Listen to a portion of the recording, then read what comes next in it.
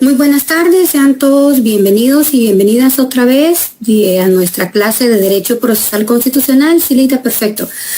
Entonces, continuando con el tema de garantías constitucionales, de defensa del orden constitucional, vamos a analizar el artículo 276 de la Constitución Política de la República.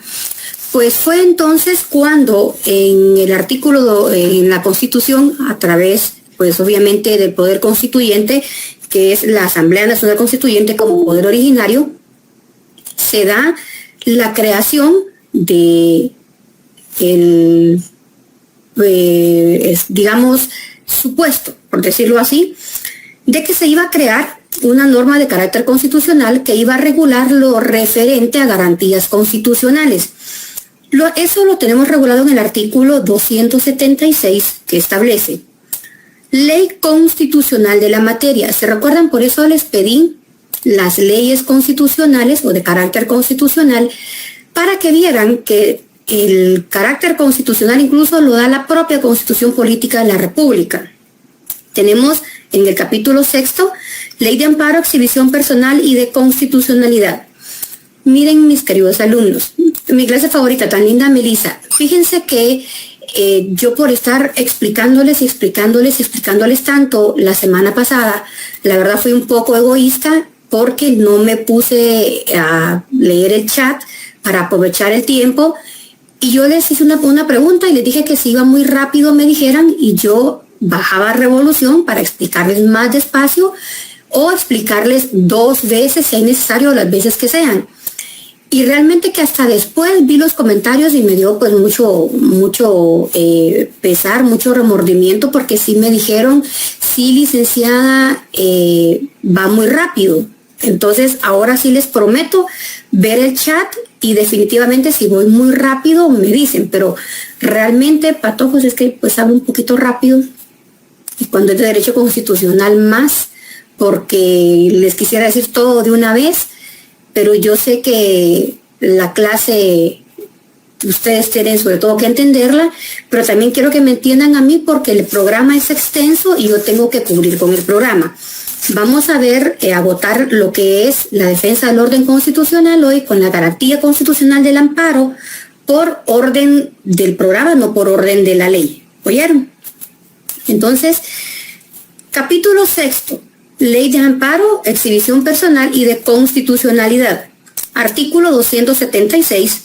Ley constitucional de la materia. Fíjense que yo tengo la Constitución Política de la República.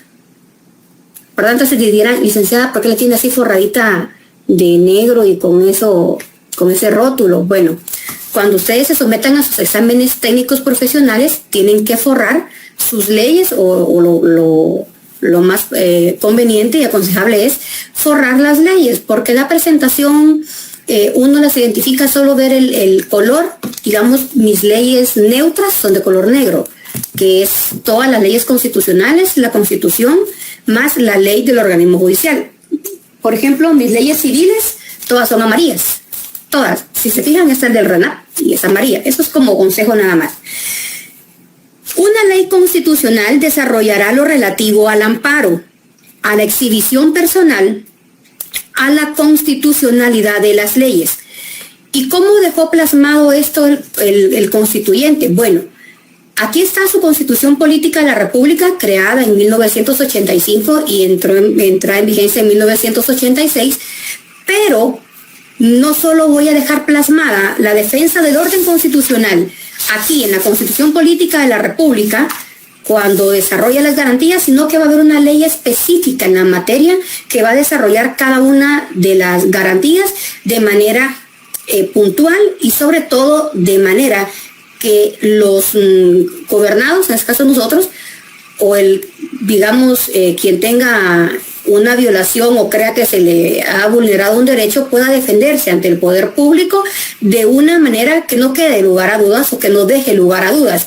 Por ejemplo, si yo busco aquí en la Constitución Política de la República el ejemplo o el fundamento para que la Corte de Constitucionalidad emita un auto acordado o un acuerdo, no está acá en la Constitución, sino que me tengo que ir a la ley de amparo.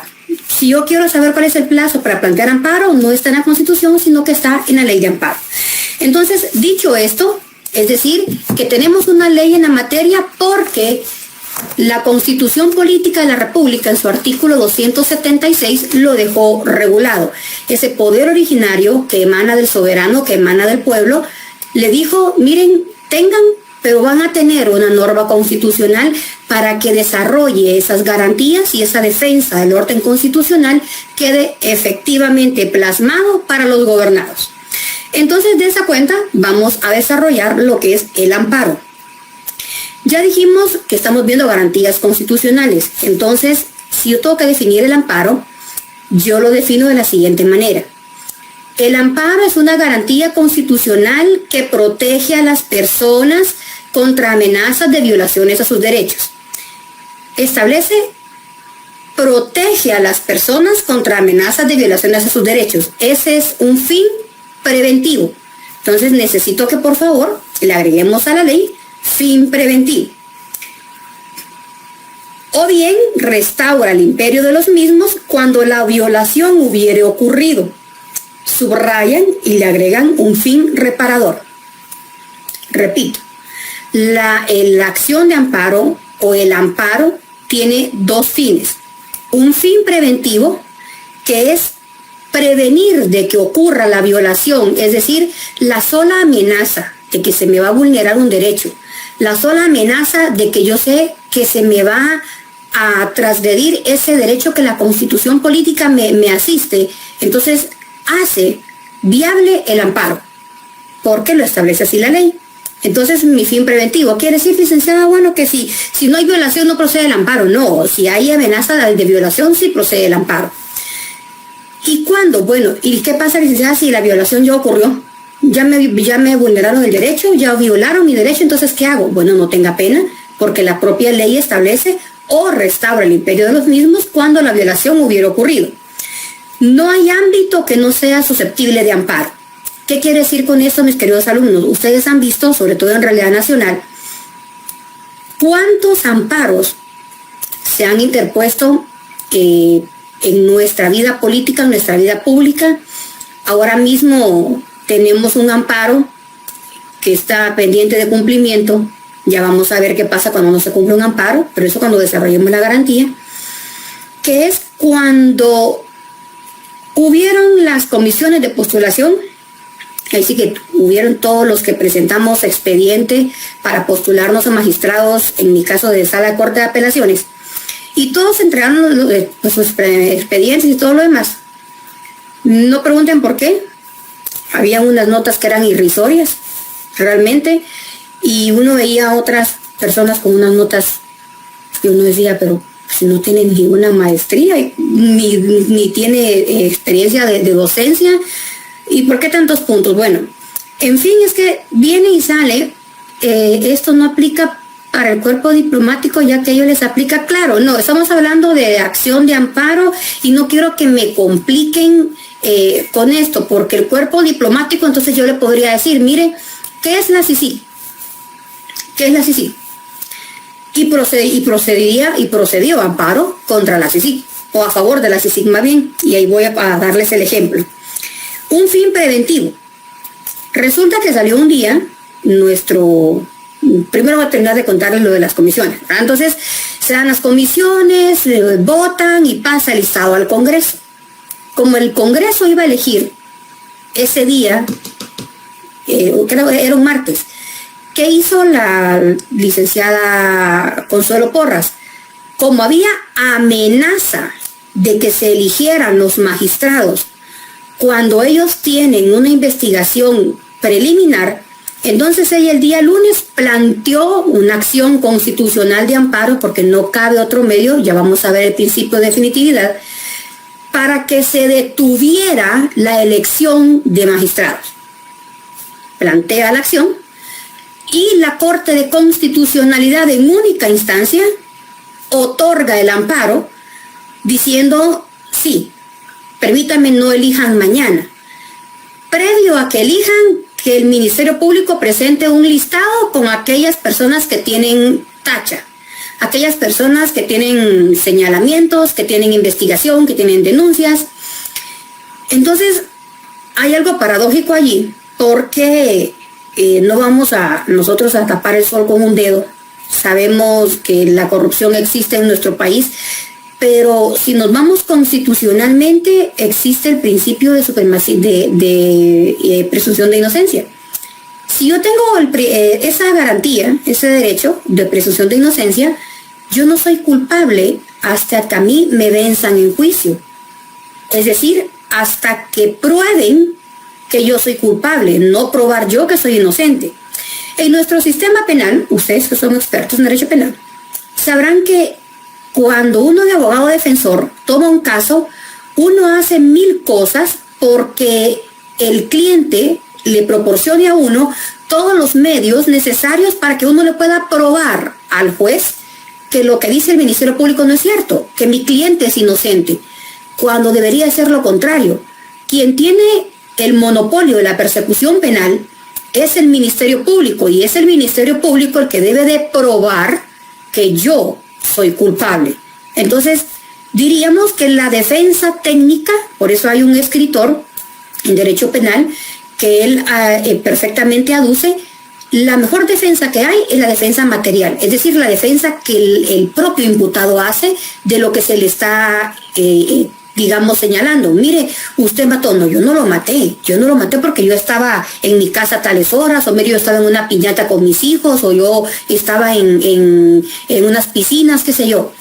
Pero aquí no, aquí es al contrario, y ese es el sistema que tenemos, mis estimados alumnos, y es el sistema que ustedes tienen pues que defender, aprender muy bien a defender a sus clientes, pero tampoco se vayan mucho solo por derecho penal, ¿oyeron? Váyanse mucho por derecho civil. Hay un principio que dice que el que sabe civil sabe todo, pero más yo lo invito a que pues vea derecho constitucional. Es una rama del derecho muy, muy bonita, muy apasionante, nunca se deja de aprender.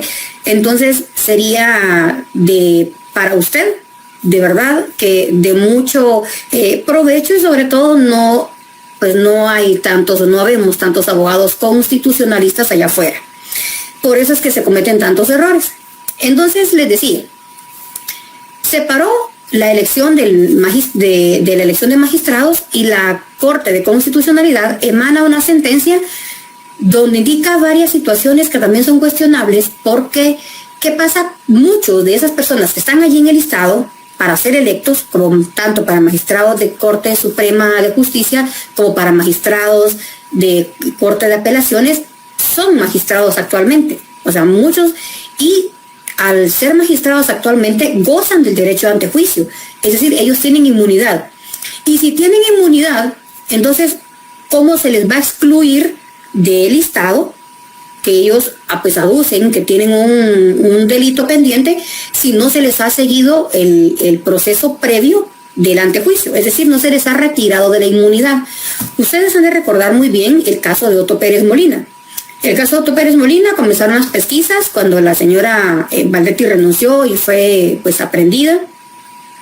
Él presentó la renuncia después de ese 27 de agosto, donde estábamos todos en la plaza, y digo estábamos porque yo también. Entonces, presenta la renuncia al cargo, pero previo a él, un día antes. O sea, él presentó la renuncia a las 11:30 de la noche, tiene las 23 horas, tiene la hora, la auténtica, ¿verdad? Pero a él, a las 5:30 de la tarde, el Congreso había votado en mayoría calificada retirarle el antejuicio. Entonces él fue a entregarse a los tribunales y presentó su renuncia pues como un acto de que ya para qué. ¿Ya para qué me quedo aquí? Si ya me quitaron el antejuicio, me van a venir a capturar. Entonces mejor voy y me entrego. Fue lo que hizo.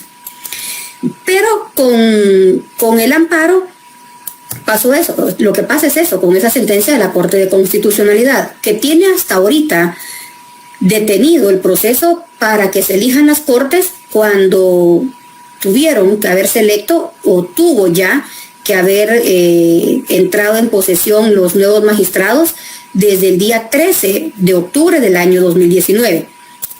Es decir, llevamos tantos meses, digamos, prorrogando las funciones. Licenciada, esta clase es solamente del amparo. Estamos hablando de garantías constitucionales y ahorita exactamente vamos a votar el amparo porque después tenemos que ver de conformidad con el programa los controles. La exhibición personal tiene una clase aparte, pero no les puedo entrar a hablar en materia de los controles si no les explico el amparo. ¿Por qué? ¿Tiene alguna duda? Saraí Rivera, ¿tendrá alguna duda?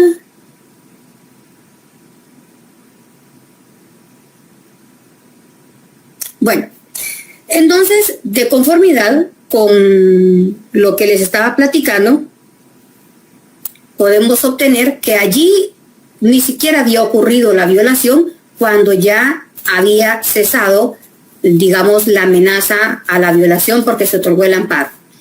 Pero si no se da la amenaza, sino que se da directamente la violación, tenemos un fin reparador. La definición del amparo la tienen tanto en el artículo 8 como en el artículo 265 de la Constitución Política de la República. Es decir, mis exámenes, estimados alumnos, son preguntas directas, no son de selección múltiple, no son de verdadero o falso, no son de completar, de la vaca dale, ña, ¿verdad? Entonces, no me quedó claro ahorita las garantías constitucionales del amparo. Ligia, dijimos que garantías constitucionales, primero voy a retroceder. Vamos a ver lo que vimos, repetir lo que vimos en la clase anterior, no pasa nada. Abramos nuestra Constitución Política de la República en el artículo 263. Por favor, artículo 263. Garantías constitucionales, que la capite, y defensa del orden constitucional. Si yo me voy al programa, el primer punto es defensa del orden constitucional. Por eso fue que les expliqué el principio de supremacía de la Constitución. Ahora ustedes ya saben que hay 3 artículos que protegen los derechos que la Constitución regula y que ninguno o ningún reglamento, ninguna ley ni ninguna resolución de autoridad puede transgredir lo que establece la Constitución Política de la República. Entonces, aunado a ello, ya que vimos que era el principio de supremacía de la Constitución, aquí tenemos el artículo 263, defensa del orden constitucional. Y comienza primero con las garantías constitucionales. Es decir, para la Constitución, la defensa del orden constitucional, yo les dije, se lleva a cabo a través de las garantías constitucionales. Exhibición personal, artículo 263, 265 el amparo y 266 la inconstitucionalidad de leyes. Entonces tengo 3 garantías constitucionales y uno que podría estar ahí con asterisco, que es el habeas data, que es el derecho que tengo yo de saber lo que hay en los registros públicos que esté mi nombre. Entonces, pero no todos los constitucionalistas reconocen el habeas data como o exhibir documento, así como exhibición personal es exhibir el cuerpo, habeas data es exhibir el documento. Entonces, 3 garantías constitucionales. ¿Aquí estamos claros? Bueno, les dije que por orden del programa, no de la ley, estamos entonces con el amparo. Si estamos viendo garantías constitucionales y dijimos que una de ellas es el amparo, entonces, ¿cómo defino yo el amparo? Lógico, diciendo el amparo es una garantía constitucional y digamos que recito todo lo que está en el artículo 265 de la Constitución Política de la República y en el artículo 8 de la Ley de Amparo, Exhibición Personal y de Constitucionalidad. Me voy a permitir leer ambos, es decir, 265 de la Constitución y artículo 8 de la Ley de Amparo, para que veamos que es exactamente lo mismo. La garantía constitucional que está aquí es la que la Constitución allá en el artículo 276 dijo: una ley de la materia lo regulará. Una ley constitucional regulará lo referente a la materia, es decir, a las garantías constitucionales. Repito otra vez, al amparo, a la exhibición personal y a la constitucionalidad de leyes de carácter general y de carácter concreto. ¿Hasta aquí hay dudas? Me dicen si puedo dar lectura a los dos artículos, porque ahí está la definición de lo que es el amparo para objeto de examen. Solo tendrá que agregarle usted, es una garantía constitucional que protege a las personas contra amenazas de violaciones a sus derechos, coma, o bien restaura el imperio de los mismos cuando la violación hubiera ocurrido. No hay ámbito que no sea susceptible de amparo y procederá siempre que toda actuación o resolución de autoridad, o sea, igualito lo van a tener que decir. Yo lo siento si van a decir, ay, Dios mío, es que es mucho. Bueno, quienes han sido mis alumnos saben que yo les voy a preguntar así tal cual. Define el amparo fundamento legal. ¿Tenemos dudas acá? Vamos al chat. Muy bien, entonces vamos a leer, gracias Sergio, dice todo claro, muy bien. Artículo 265 de la Constitución, procedencia del amparo. Se instituye el amparo con el fin de proteger a las personas contra las amenazas de violaciones a sus derechos. Yo le voy a agregar, a sacar una flechita, fin preventivo. ¿Por qué? Porque establece protege contra las amenazas de violaciones. Entonces, previene. El fin es preventivo. Bueno, y continúo subrayando. O para restaurar el imperio de los mismos cuando la violación hubiere ocurrido. No hay ámbito que no sea susceptible de amparo y procederá siempre que los actos, resoluciones, disposiciones o leyes de autoridad lleven implícitos una amenaza, restricción o violación a los derechos que la Constitución y leyes garantizan. De carácter general, de carácter concreto. A ver, Vianey, quisiera que me dejara terminar con el amparo y ahorita le aclaro su duda porque esa es otra garantía. Ahorita voy. Ahora artículo 8, ley de amparo. Yo imagino que ustedes están también con sus dos leyes así, ¿verdad? Haciendo símil para ver si les hace match. Artículo 8. Título 2, amparo, capítulo 1, procedencia. Artículo 8, objeto del amparo. El amparo protege a las personas contra las amenazas de violaciones a sus derechos o restaura el imperio de los mismos cuando la violación hubiere ocurrido. No hay ámbito que no sea susceptible de amparo, es decir, procede amparo por todo procede amparo. Pero eso no quiere decir que si me despiden de mi trabajo, amparo. No, porque debo de agotar primero los recursos extraordinarios y ordinarios que tiene la legislación para, como última ratio, yo acudir al amparo. Si alguien es despedido de su trabajo sin justa causa, primero tendrá que entablar un juicio ordinario ante un juzgado de trabajo y previsión social para pedir su indemnización. Si no le es favorable la sentencia, tendrá que acudir a una sala de trabajo y previsión social a plantear su recurso de apelación. Si no le es favorable aún la sentencia, entonces ahí sí procede el amparo. Bueno, no hay ámbito que no sea susceptible de amparo y procederá siempre que los actos, resoluciones, disposiciones o leyes de autoridad lleven implícitos una amenaza, restricción o violación a los derechos que la Constitución y las leyes garantizan. Entonces quiere decir que Constitución Política de la República y Ley de Amparo regulan exactamente lo mismo. Me voy a aprender yo de memoria que es el amparo como garantía constitucional, igual que la habeas corpus o exhibición personal y la inconstitucionalidad de leyes. Pregunta Vianey Alfaro.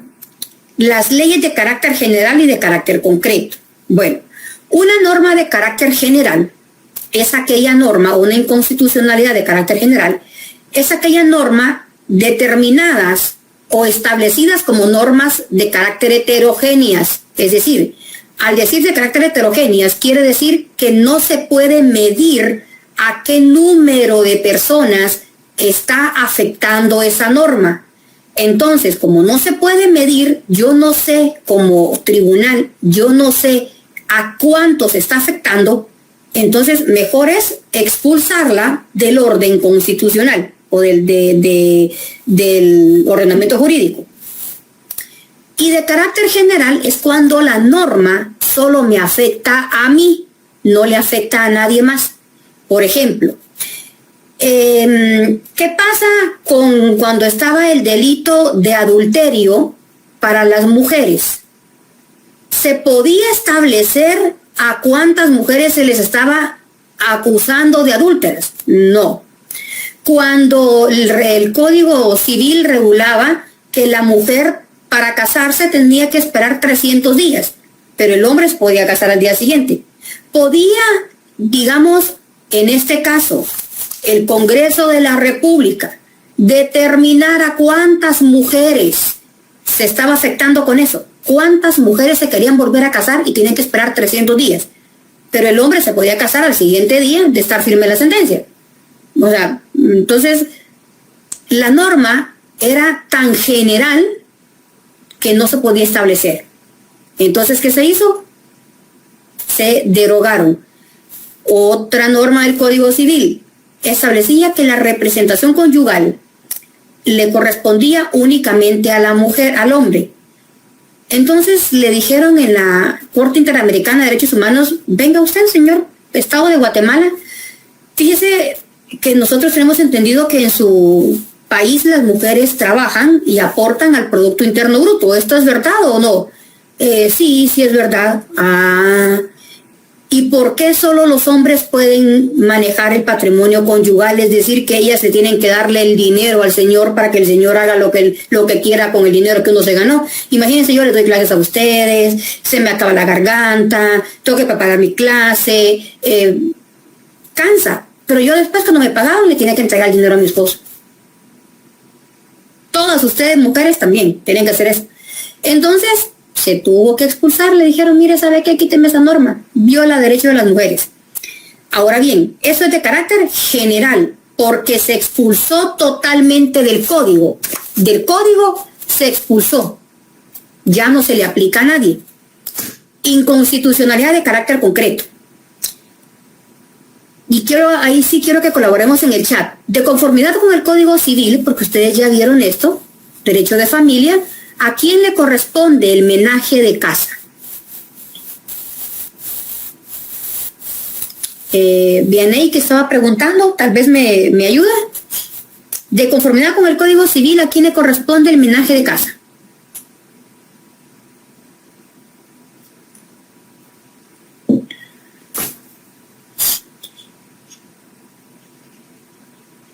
No puede ser. Tengo 130 alumnos conectados y ninguno me puede decir, y ya llevaron derecho civil. Vamos a dar 2 minutos.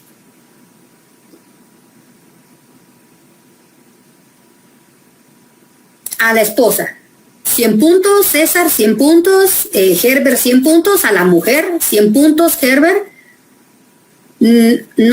No, Saraí, no es a ambos. Le encargo, por favor, que repasemos derecho civil. A la mujer, Oliver, muy bien. Exactamente. La ley regula que el menaje de casa corresponde a la mujer. Pero entonces llega un señor a mi bufete y me dice: licenciada, fíjese que me quiero divorciar. Muy bien.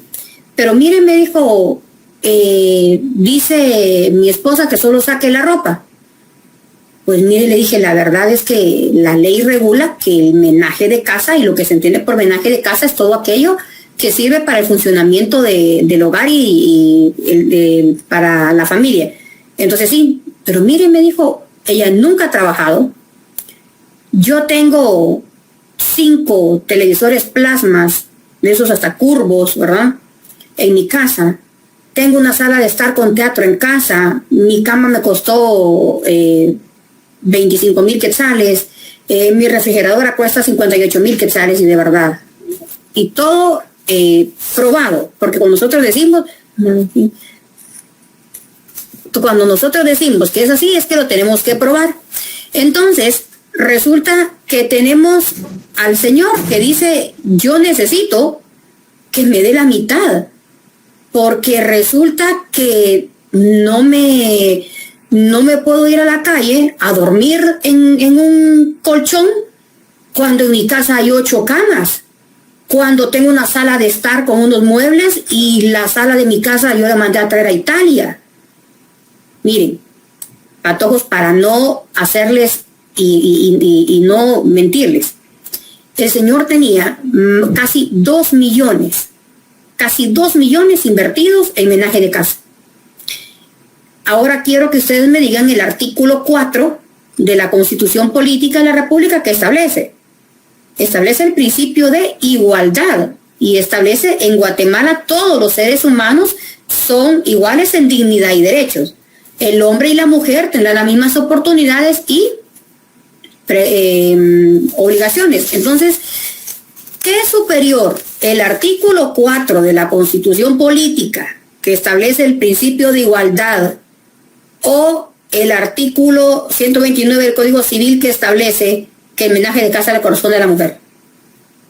¿Qué es superior? ¿El Código Civil o la Constitución?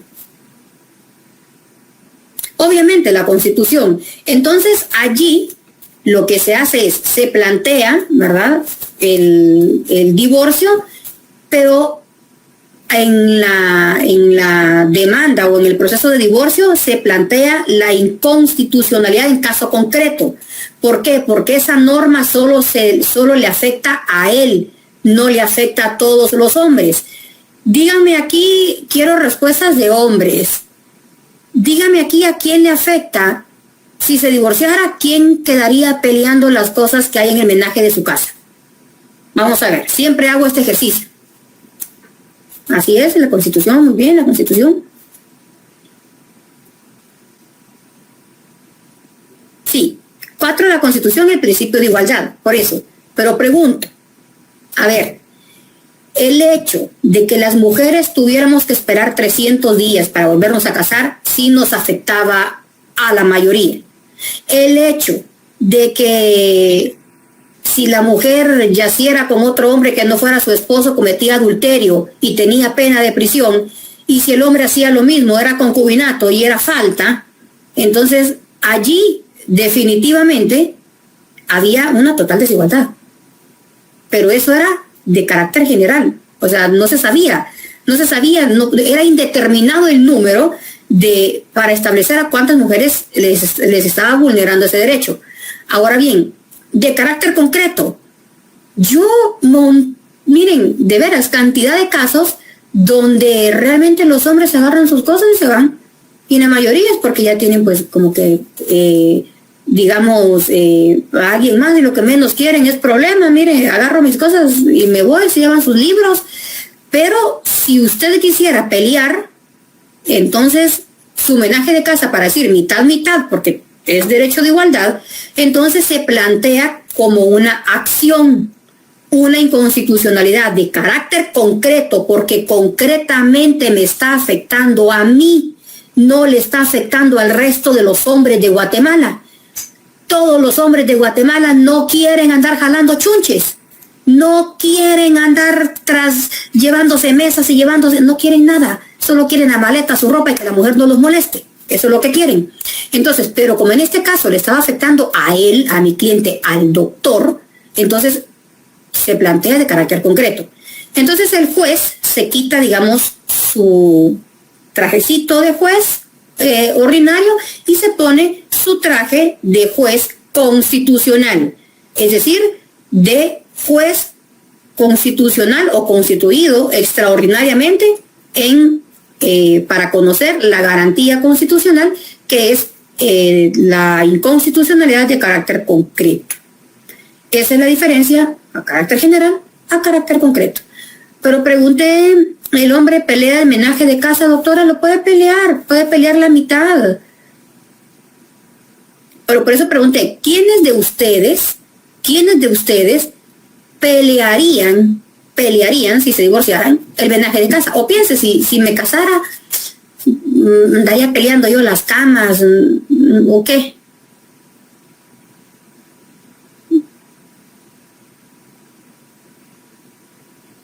No contesta a nadie, qué mentiroso. El régimen funciona solo cuando se divorcian, pero no se refiere a menaje de casa, se refiere a bienes, no a menaje de casa, ¿ok? El régimen económico, que son los estatutos que le establecen los cónyuges antes o durante la celebración del matrimonio, que es el que va a regir, la vida de ellos y que es valuable en dinero, eso se hace efectivo hasta el divorcio o hasta la muerte. No tiene nada que ver, dice, para clasificarlo de tal manera. Hoy no sé cómo saber. Es que no lo estamos viendo. Mire, tan fácil. La esposa pelearía por los hijos. No, de que va a pelear, eso sí. Pues muchas personas se están casando por bienes. Es que miren, el menaje de casa no tiene nada que ver con los bienes. Menaje de casa es este vaso.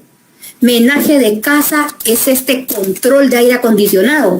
Menaje de casa es esto que está aquí. Menaje de casa es esta taza. Menaje de casa es ese armario que está ahí, ese cuadro que ven ustedes ahí. Eso es menaje de casa. Y eso no tiene nada que ver con el régimen del matrimonio. Nada que ver, pero absolutamente nada que ver. Yo no quiero pensar que les tengo que enseñar derecho civil, mis queridos alumnos, o que ustedes no vieron derecho civil. No, yo tampoco, Sergio. 100 puntos, yo tampoco. Pues sí, están confundiendo. Los regímenes del matrimonio es para bienes que, o sea, carros, casas, sueldos, puntos, diría. No para menaje de casa, porque el menaje de casa está separado en el Código Civil aparte. Y el régimen económico, ya sea comunidad de gananciales, ya sea separación absoluta y comunidad absoluta, se refiere a otro tipo de bienes, a estatutos plasmados antes o durante el matrimonio para saber cómo nos vamos a regir con los bienes que tenemos, pero no con el menaje de casa, no con este escritorio, pues.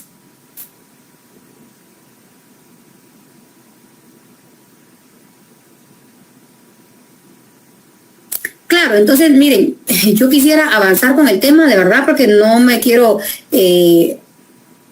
pues ponerme a confundirlos más con el menaje de casa, porque no tiene nada que ver una cosa con la otra, nada que ver. Ya solo falta que me pregunten de la patria potestad. No tiene nada que ver. Bueno, seguimos. Entonces, sabiendo ya qué es el amparo, los fundamentos legales, porque yo sí pido fundamento legal en los exámenes, y de una vez les digo, esta es pregunta de examen. Algunos que les aplica la ley no se sienten incómodos con esa prohibición. Sí es cierto, Antonio. Entonces, ya sé qué es el amparo, ya sé cuáles son los fines del amparo, es un fin preventivo y es un fin reparador. Entonces, ahora voy a ver los supuestos para plantear amparo. Es decir, eso que hace viable que yo plantee el amparo. El primero es la definitividad. Vamos a ver, definitividad, que es al artículo 19 que les dije, que es a todo lo que se tiene que plantear. Vámonos al artículo 19, por favor, de su ley, y le agregan principio de definitividad. Conclusión de recursos ordinarios, artículo 19. Para pedir amparo, salvo casos establecidos en esta ley, deben previamente agotarse los recursos ordinarios judiciales y administrativos por cuyo medio se ventilan adecuadamente los asuntos de conformidad con el principio del debido proceso. Entonces, se queman los frijoles en la casa, planteemos amparo. Es que aquel me pegó, planteemos amparo. No. Yo le pedí a la municipalidad y realicé una solicitud para una licencia de construcción y no me la dio. Amparo. No. Mire, tenemos la ley de lo contencioso administrativo que regula los dos recursos que proceden en toda la administración pública, y es revocatoria y reposición. Váyase a la revocatoria. Y si me resuelven mal, entonces váyase al contencioso administrativo. Y me resuelve mal, váyase a la casación. Y si me resuelve mal, pues váyase al amparo. Pero hasta que se agoten, hasta que ya no haya más nada. O sea, hasta que ya no hay nada más que hacer, entonces nos vamos al amparo. Habrán circunstancias, mis queridos alumnos, que hacen que se interponga de una vez el amparo porque no hay otro medio de reparar el daño sino a través de la garantía del amparo. Pero si hay medios ordinarios o extraordinarios, deberán de agotarse estos. Entonces, el primero es la definitividad. El segundo es la temporalidad, y nos vamos al artículo 20 de la ley, que es el plazo que yo tengo para interponer amparo. El artículo 20 establece plazo para petición de amparo. La petición de amparo debe hacerse dentro del plazo de 30 días. Bueno, primer supuesto. Entonces, lástima que no tengo aquí por eso es que es bien patojo en las clases presenciales, de verdad, para una pedagoga sí es bien difícil estar así, pero digamos. Pido amparo. Primer supuesto, 30 días. Aquí lo voy a poner plazo ordinario. A ver, ¿se logra ver ahí? Perdón por la letra, pero no es muy cristiana que se digan plazo ordinario 30 días. ¿Se logra ver? Bueno, y el segundo supuesto es, hablemos, la petición de amparo deberá hacerse dentro del plazo de los 30 días siguientes al de la última notificación al afectado o de conocido por este el hecho que a su juicio le perjudica. Primer supuesto. Segundo supuesto, período electoral y materia electoral son 5 días. Bueno, ¿cuándo estoy yo en periodo electoral? Cuando el Tribunal Supremo Electoral emite la convocatoria a elecciones y esta es publicada en el diario oficial. Más o menos es como en mayo, junio. Entonces, allí yo ya estoy, digamos, con el proceso electoral, ya están las campañas, ya están las vallas, todo el mundo es bueno, todo el mundo regala, todos dan la mano, todos son unos lindos, todos son unos ángeles, todos quieren a todos, etcétera. Bueno, resulta que justo en periodo electoral, un partido político le es denegado, qué sé yo, cualquier petición. ¿Cuánto es el plazo para pedir amparo? Quiero que me lo digan acá. Vamos al chat.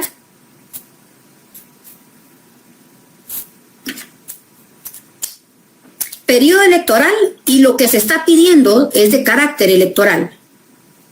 Qué sé yo, por ejemplo, que no entregan una credencial. A ver, patojos. Miren, esta semana ya resuelven, primero Dios, yo creo que ya el miércoles que les dé clase, ya vamos a estar en Google Meet y ya los voy a poder ver, porque aquí no, 5 días, así es, 5 días, 100 puntos. Ahora bien, fíjese que estamos en proceso electoral, pero a don Juan lo despidieron de su trabajo y pues quiere pedir amparo. ¿Cuál es el plazo para pedir amparo? Estamos en proceso electoral.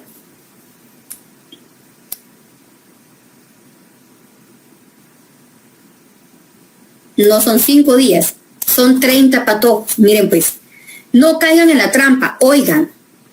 Sin embargo, durante el proceso electoral, primer supuesto, y únicamente en lo concerniente a esta materia, repito, sin embargo, durante el proceso electoral, bueno, sí estamos en el proceso electoral, ya les dije, y únicamente en lo concerniente a esta materia, es decir, a materia electoral, a materia de partidos políticos, 100 puntos, Jimena dice 30 días, Fernando también.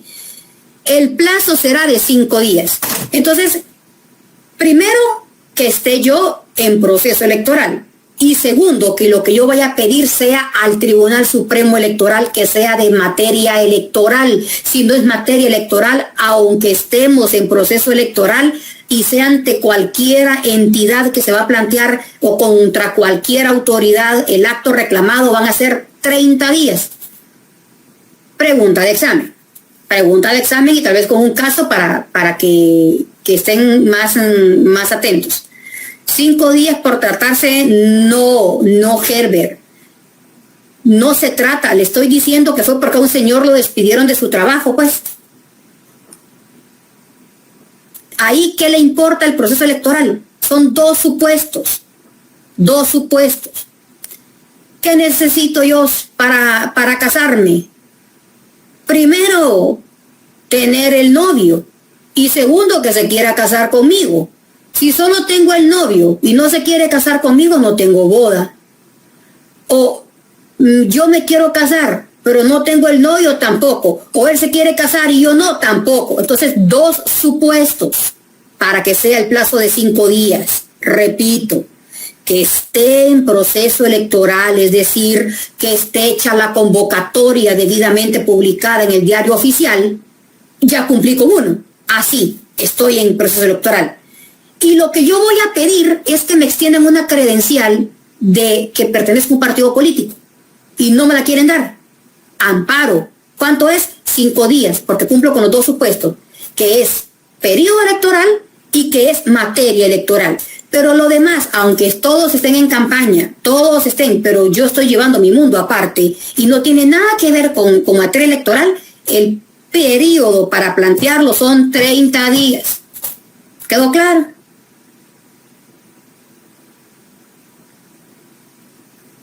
Cinco días, dice Lupita. Ay, Dios mío. Sí, cuando sea proceso electoral, sí. Y en materia electoral, 5 días. Sí, estoy en proceso electoral, pero lo que yo voy a pedir no es nada de materia electoral, son 30 días. ¿Eso está claro, mis queridos alumnos?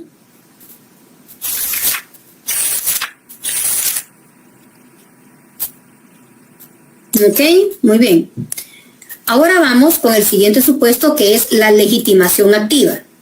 Es decir, el derecho que se tiene para pedir amparo. La legitimación activa recae sobre la persona a la cual se le ha vulnerado el derecho y la cual va a pedir amparo. Ustedes que son expertos en derecho penal, yo no, ustedes son los expertos, dicen, resulta que hay un sujeto activo y siempre va a haber un sujeto pasivo. Si hay alguien que mata, va a haber siempre una víctima. Si hay un victimario, hay una víctima. Entonces, en este caso, la legitimación activa es la persona a la cual se le ha vulnerado el derecho. Esa es la legitimación activa. Si a mí se me vulnera un derecho y yo yo no tengo otra manera de que se me restituya, tengo legitimación activa, estoy legitimada, estoy facultada activamente para acudir al amparo. ¿Ya? Ahora, la legitimación pasiva es contra quién se va a plantear el amparo, contra quién recae esa acción de pedir amparo. Y recae sobre el poder público, pero también sobre entidades de derecho privado.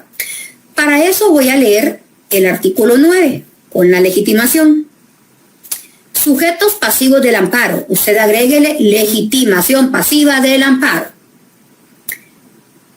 Podrá solicitarse amparo contra el poder público, incluyendo entidades descentralizadas o autónomas, las sostenidas con fondos del Estado, creadas por ley o concesión, o las que actúen por delegación de los órganos del Estado, en virtud de contrato, concesión o conforme a otro régimen semejante.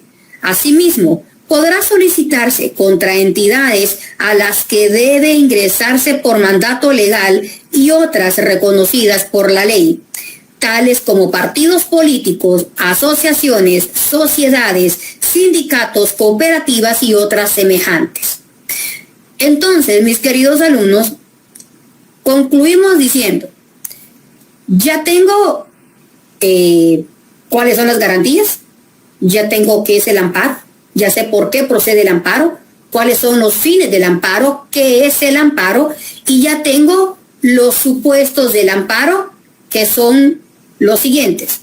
Dijimos, el primero era definitividad, el artículo 19, es aquel que me dice que no puedo acudir al amparo sin agotar previamente todos los recursos judiciales y administrativos que sean procedentes antes del amparo. Artículo 19.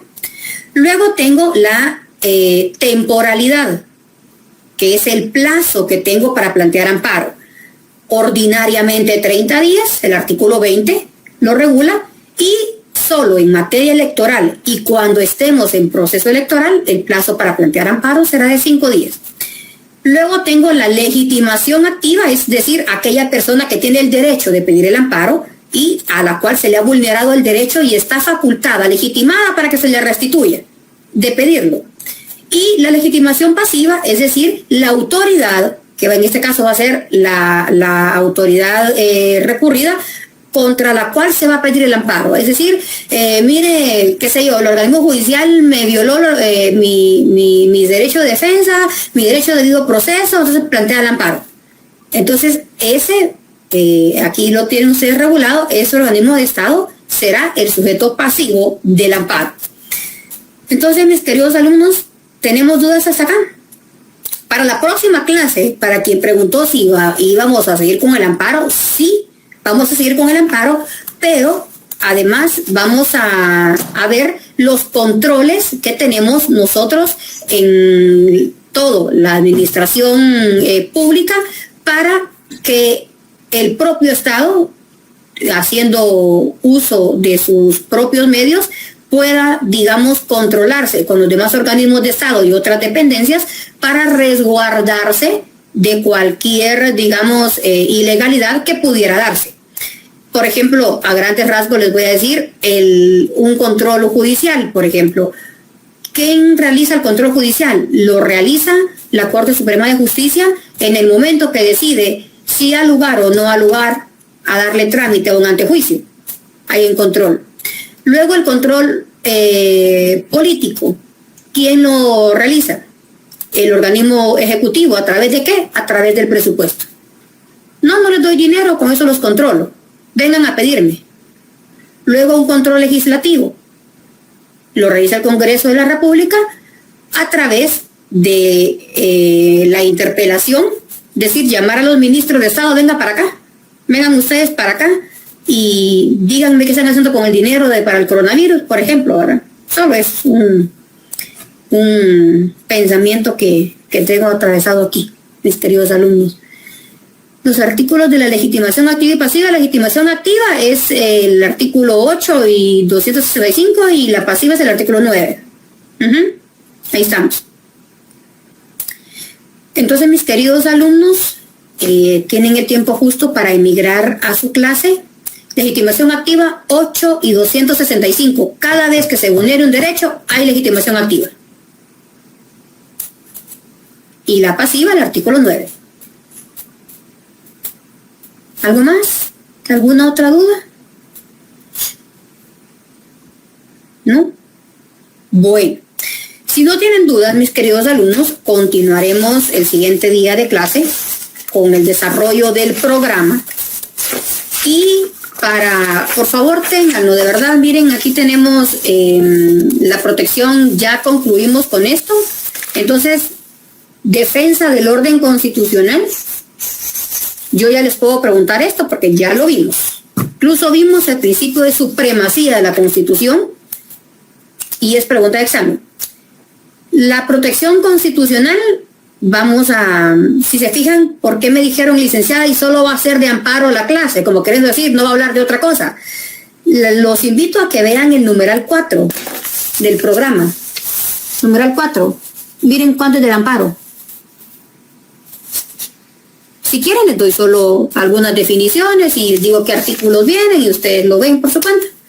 Así no hablo solo del amparo. Muchas gracias, Luisa.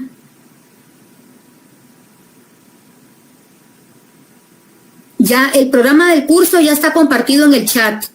Pregunta Byron. Byron, ya está compartido en el chat, búsquenlo. Gracias, Eric.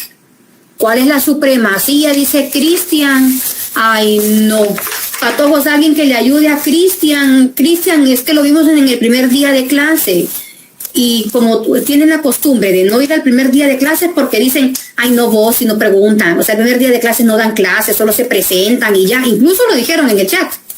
No dio clases, solo se presentó y pidió las leyes. Y yo así, ¿cómo así?